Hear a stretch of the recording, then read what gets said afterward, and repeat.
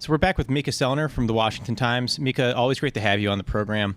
You're covering some House races. Can you tell me which ones those are and what are you seeing in the field? Yeah, definitely. So I'm doing a lot of coverage on our Virginia races, which has a lot of key swing districts and vulnerable Democratic incumbents. So we're looking at Abigail Spanberger's district. We're looking at Elaine Loria and Jennifer Wexton, and those are some very vulnerable candidates we're seeing. I've also been following kind of sporadically a few other races. We're looking at Indiana 1, which is Frank Mrvan, Democrat. Chair of the Seal Caucus, who's facing Jennifer Ruth Green, a Republican who she's got a very interesting backstory. She'd be the first female Black Republican in the House if she wins, and she's also an Air Force pilot. So Wow. a lot of strong candidates all around. Wow. Yeah, seriously. Let's talk about those Virginia races. We had you on, what was it, last year, too, around this time, talking about the Virginia gubernatorial election with Glenn Youngkin. A lot of the issues driving that race had to do with schools and education. We talked about critical race theory and, COVID regs. Are any of those issues still, in the minds of voters in Virginia these days? Yeah, we're definitely seeing Republican candidates take a play from Glenn Youngkin's campaign. So a lot of them are trying to mirror education as a top issue, as curriculum concerns still remain present among parents' concerns in the state, as well as just protocols and what's actually being how much say parents have in the classroom. So I think that was a big thing that resonated last year that we're still seeing. Economy is number one. We're seeing people, worried about the gas prices, grocery prices, inflation. So that's definitely a top concern. So it's a very kitchen table issue kind of campaign that a lot of them are running, styled after Governor Youngkin and Winsome Sears last year. Sure. And are you seeing that kind of take place across the country in some of these other races?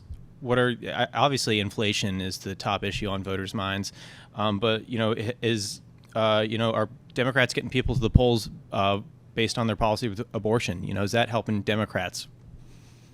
Yeah, I think the big question is where it's going to make an impact. I know both parties are really vying for suburban women. Democrats Mm-hmm. think abortion could be a big issue that can turn out a lot of women that are upset over the overturning of Roe v. Wade and Republican stances on abortion. But meanwhile, Republicans are also wanting to make economic issues their top priority, and polls show that that's still the number one concern a lot of the times for voters. So it's really going to depend, and based off how unpopular Joe Biden remains, we might see a lot of momentum, based off tying him to some of these issues that people are concerned about.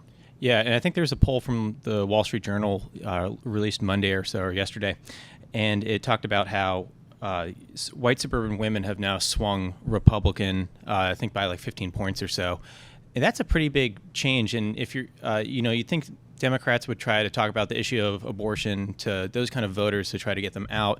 But if they're swinging towards Republicans now, obviously that's not working as well. They're more concerned about the economy. Would you kind of agree from what you've been covering there?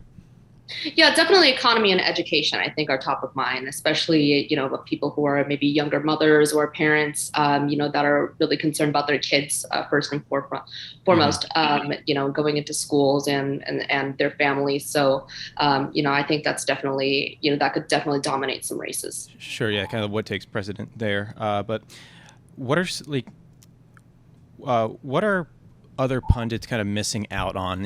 If you turn on the TV and watch people talking about, what are the things that you're seeing that they're not talking about that could really change some of these races this year? Yeah, I think that one thing is definitely kind of the Republicans' momentum among minority voters. That's a trend I've been following for a while, and it's going to Mm-hmm. depend in terms of turnout. I think it's going to be very big, but we might see, a lot more Hispanic voters swing that way this election. Another one is rural voters. Both parties are really trying to kind of get out there, but there's a lot of stories that have suggested that a lot of them still feel unseen and not heard by either party. So I think that's also a matter of turnout, and also how accessible are they to get to the polling place and be able to participate. So I think those are some of the big trends that we're seeing. Yeah, that's interesting. Talking about rural voters, and Republicans always talk about how they try to be the voice of rural voters, but I think a lot's going to depend on if Republicans get this majority, what are they actually going to do with it, and are those voters going to take notice if they're actually going to go through and govern as they campaign. But I guess kind of the big question here is, how many seats are we kind of looking at Republicans gaining in the House? Is there kind of a range you could give us there? I think the most people are most forecasters are saying probably between 15 to 20 seats is safer. Some people are more optimistic and are hoping for a 25, 30 seat pickup. But I think it's just really going to depend on turnout, as well as, how many people. And, in early voting, we've seen Democrats completely dominate the polls and dominate, mail-in ballot voting, and Republicans are more likely to turn out on election day. So I think it's really going to depend on Tuesday. But, they definitely have the momentum. The national trends are in Republicans' favor right now. So, we should expect to see, definitely a few wins. Yeah, and talk about mail-in ballots. Do you think, there's going to be a lot of races that aren't decided on election night?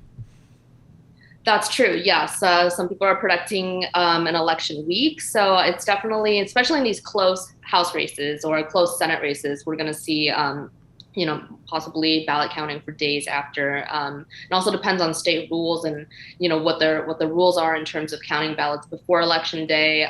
Some don't allow that. So, yeah, I think it's definitely going to depend, and we might be in for a really long week.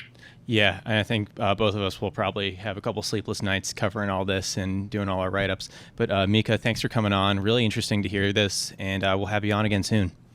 Sounds good. Thanks so much. Thank you.